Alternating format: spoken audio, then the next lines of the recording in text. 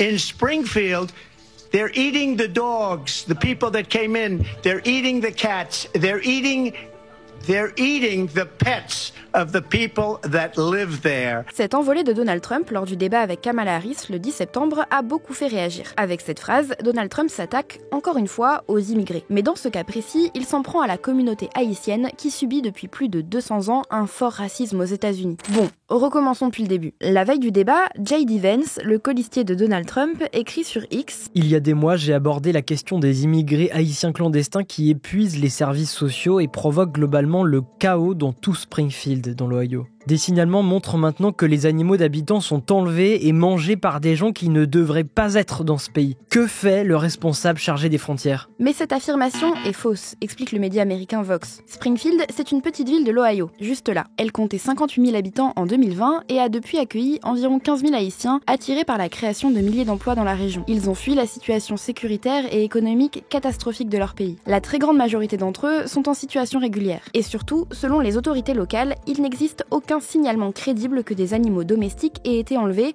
ou mangés. Enfin bref, c'est une fake news. Pourtant, elle est reprise par des élus républicains, puis le lendemain, par Donald Trump, lors du débat. What they have done to our country by allowing these millions and millions of people to come into our country, and look at what's happening to the towns all over the United States. In Springfield, they're eating the dogs, the people that came in. They're eating the cats. They're eating the pets of the people that live there. Ces remarques font écho à des poncifs rebattus et à d'autres tentatives d'associer les immigrés haïtiens à tout, de la propagation de maladies à des pics de délinquance, détaille Vox. Car le racisme contre la population haïtienne aux États-Unis n'est pas nouveau. Exacerbé depuis la grande vague d'immigration des années 1960, il remonte même au début du 19e siècle. En 1804, les Haïtiens renversent le système colonial français qui tente de rétablir l'esclavage sur le territoire. Les États-Unis ont alors très peur que ce mouvement inspire les esclaves américains. Ils mettront presque 60 ans à reconnaître l'indépendance du pays. Par la suite, l'histoire des États-Unis est marquée par de nombreux faits de racisme envers les Haïtiens. Par exemple, en 1980, la justice américaine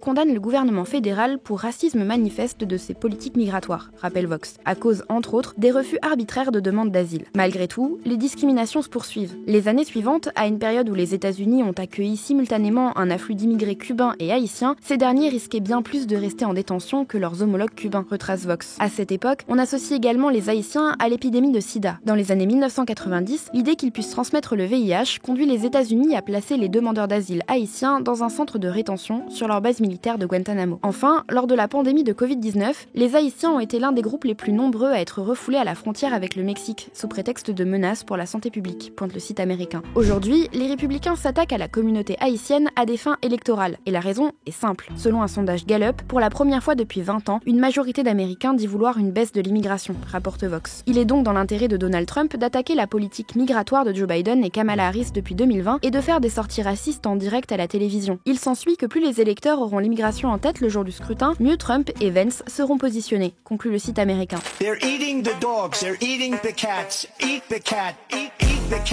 Si la phrase de l'ancien président a été remixée et tournée en ridicule sur les réseaux sociaux, à Springfield, elle a des conséquences inquiétantes. Le gouverneur de l'État a rapporté 33 alertes à la bombe, notamment dans des écoles. Elles se sont toutes révélées fausses, mais ont généré de la crainte au sein de la population. Un festival a été annulé, une maison de quartier haïtienne reçoit des menaces téléphoniques et des familles haïtiennes gardent leurs enfants à la maison par crainte pour leur sécurité, raconte Vox. De son côté, Donald Trump a promis, bien que la très grande majorité des migrants de la ville résident légalement aux États-Unis, que des expulsions massives auraient lieu à Springfield s'il est élu le 5 novembre prochain.